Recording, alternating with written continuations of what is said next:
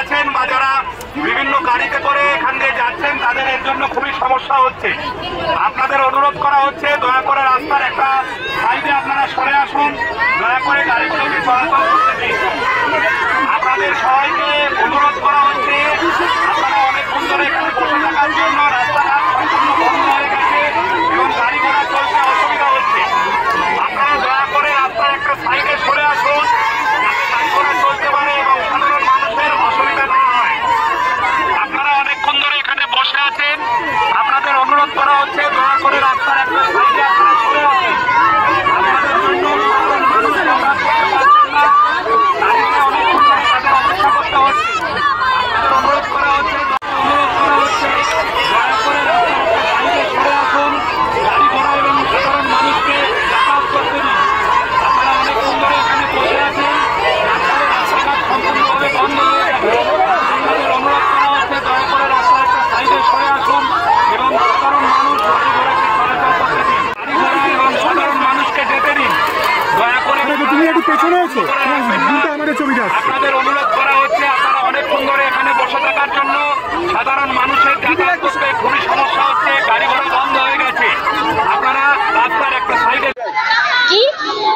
পুলিশকে বলুন আমাদের ওপর দিয়ে গাড়ি চালিয়ে নিয়ে চলে যেতে। আমরা আজকে অবরোধ তুলবো না, আমাদের অবরোধ তুলবো না। গুলি চলো, লাঠি চলো, আমরা অবরোধ তুলবো না।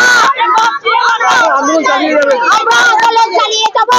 পুলিশকে বলুন তাদের ঘরে তো মা বোনেরা আছেন, তাদের কেউ না কেউ আত্মীয় স্বজন আইসিডিএস আশা কর্মীর কাজ করেন, তারা কি তাদের দুঃখ যন্ত্রণা বোঝেন?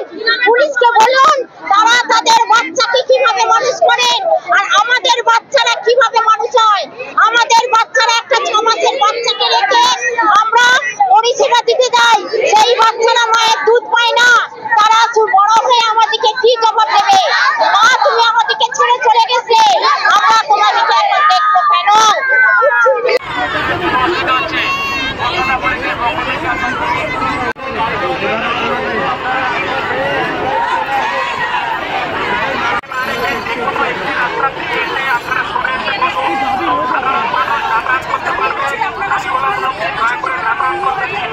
আপনাদের অনুরোধ করা হচ্ছে দয়া করে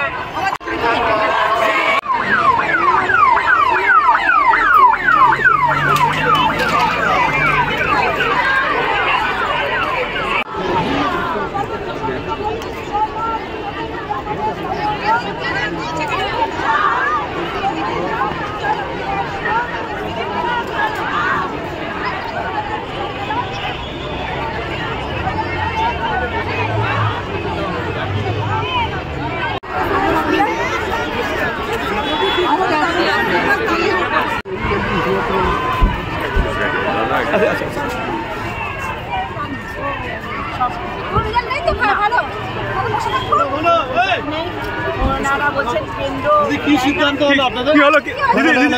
কি হলো? আমাদের জানিয়েছেন, উনি জানাবেন বলছেন কেন্দ্র। আমরা তো বারবার বলছি কেন্দ্রীয় সরকার জন্য দেখেননি, আমরা কেন্দ্রীয় সরকারের এগেনস্টে আছি। আমরা বারবার বলেছি আয়ুষ্মান ভারত দিয়ে আমরা গায়ে মাখবো, মাথায় মাখবো না, স্নান করবো না, খাবো আয়ুষ্মান ভারতের কার্ড দিয়ে। আবার এনারা বলছেন আমাদের দায়িত্ব, ওনারা যেটুকু করছেন সেটুকু।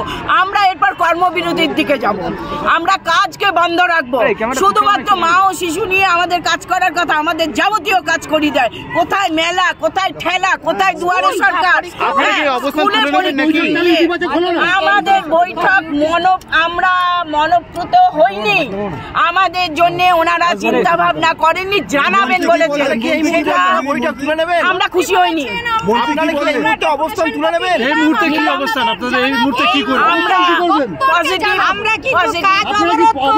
আমরা কর্মবিরতিতে চলে যাব।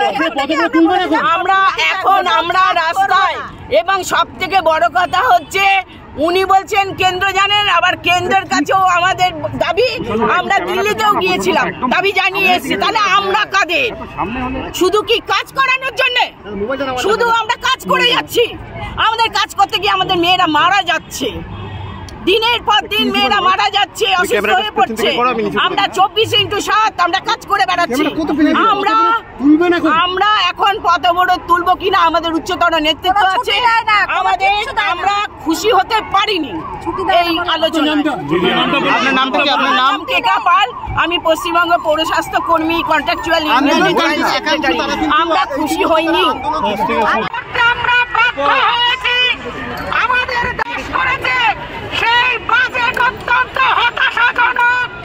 আশা কর্মী এবং অঙ্গনওয়াড়ি কর্মীদের জন্য কোনো কিছু বাড়ায়নি।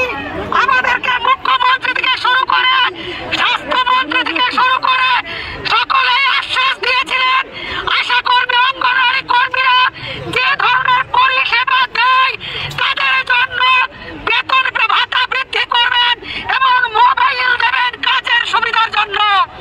কিন্তু আমরা দেখলাম যে এবারে বাজেটে লক্ষ্মীর ভান্ডারের মতন দান খয়রাতি করেছে, কোন ধরনের কোনো কিছু বাড়ানো হয়নি। অথচ কর্মীরা রাত দিন কাজ করে রাত দিন পরিষেবা দিয়ে বেড়ায়।